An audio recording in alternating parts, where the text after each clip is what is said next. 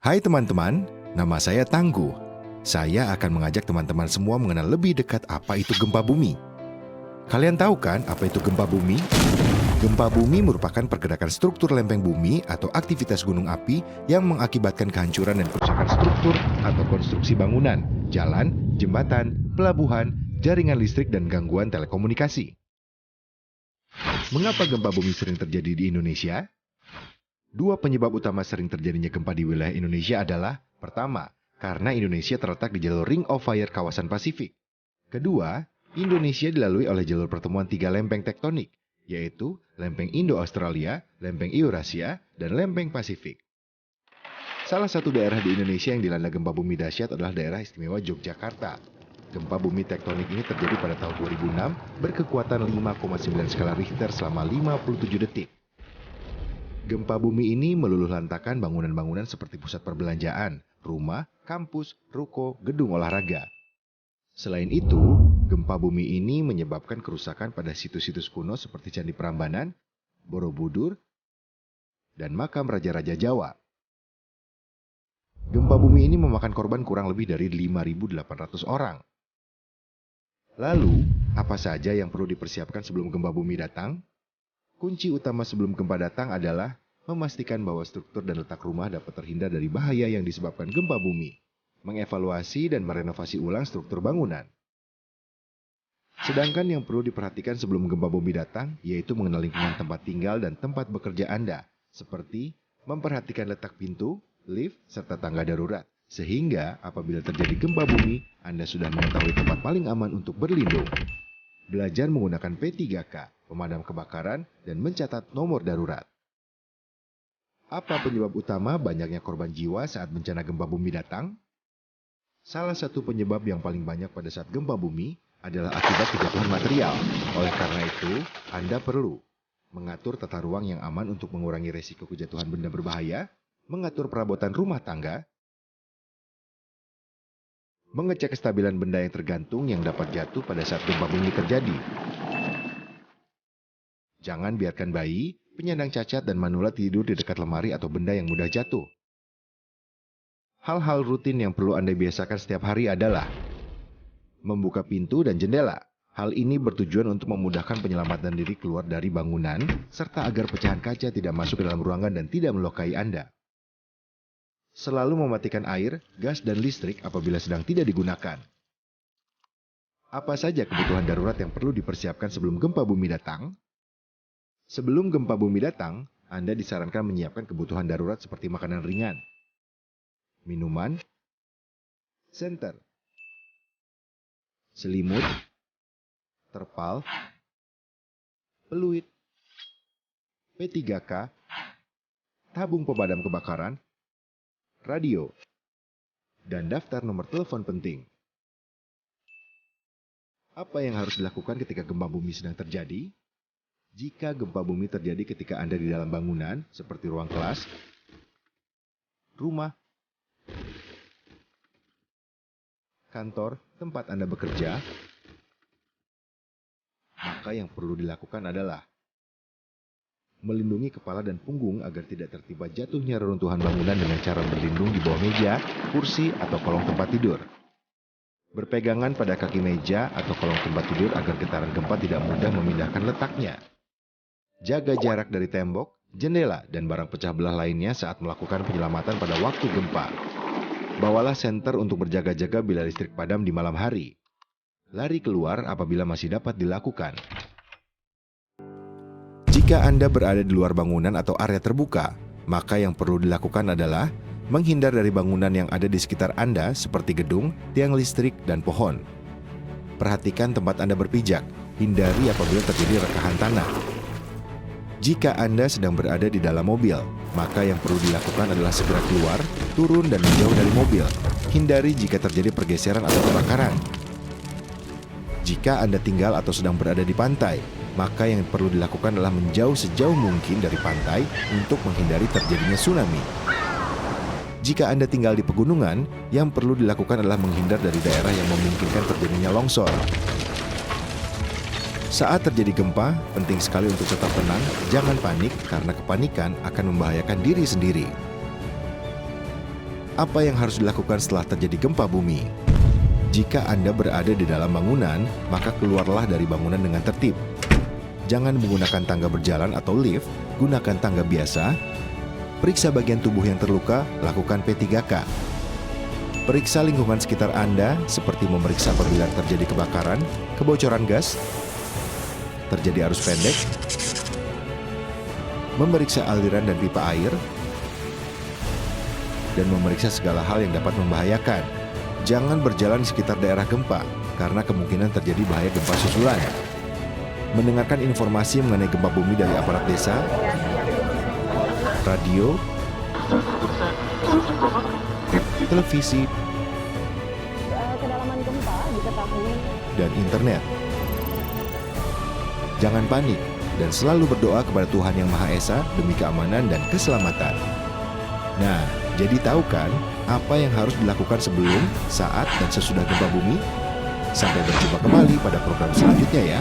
Tetap waspada dan jaga diri baik-baik.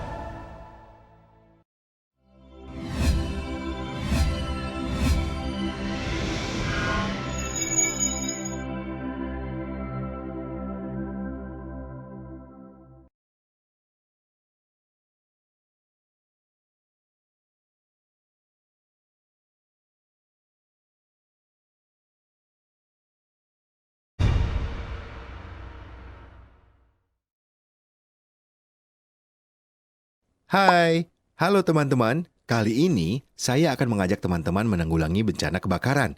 Yuk, pernah melihat kebakaran secara langsung?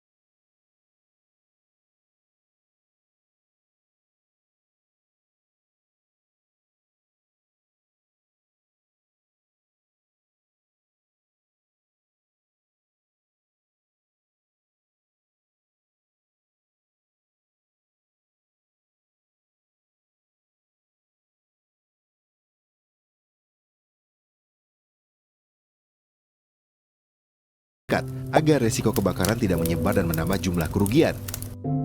Jangan lalai ya, harus tetap waspada, sigap, dan tanggap setiap saat. Agar si jago merah tidak mengamuk dan menghabisi tempat tinggal, bangunan tempat bekerja, dan lain-lain. Sampai berjumpa di program lainnya. Pantang pulang sebelum api padam.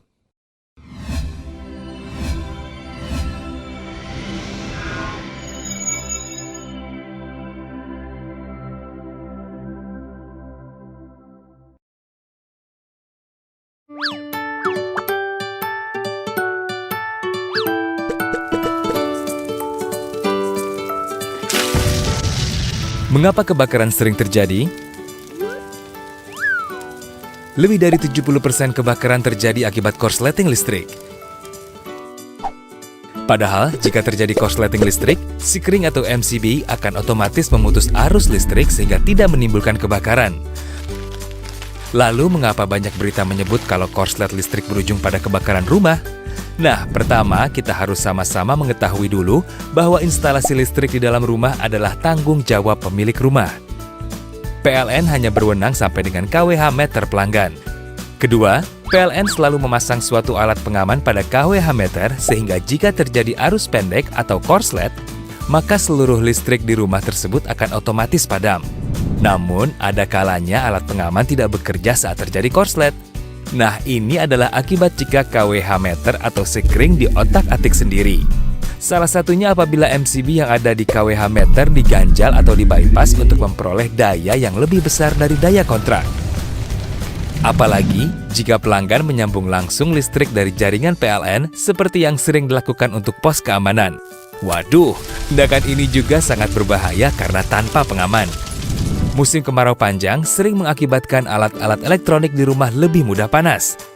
Alat elektronik yang panas ini juga membahayakan karena bisa mengakibatkan ledakan kecil atau bahkan besar.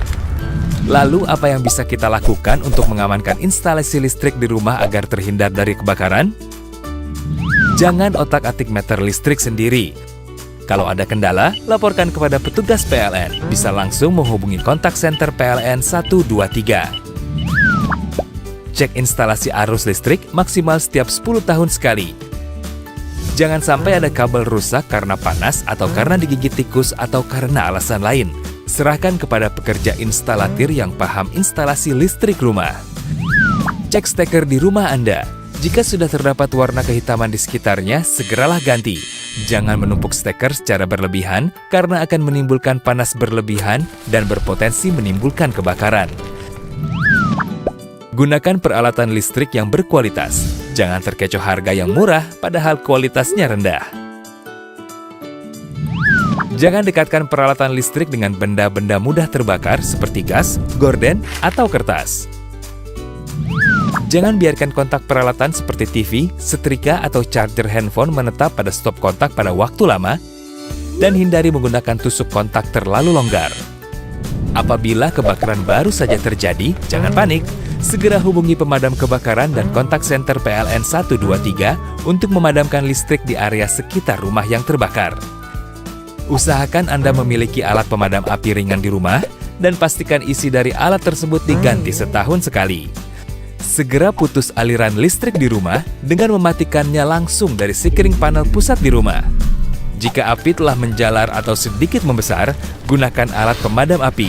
Jangan gunakan air atau alat lain jika listrik belum mati. Jika api sangat besar, selamatkan diri Anda dan tunggu pemadam kebakaran. Nah, jika setelah listrik di rumah aman, maka kita akan terhindar dari bahaya kebakaran. Yuk, peduli instalasi listrik di rumah kita.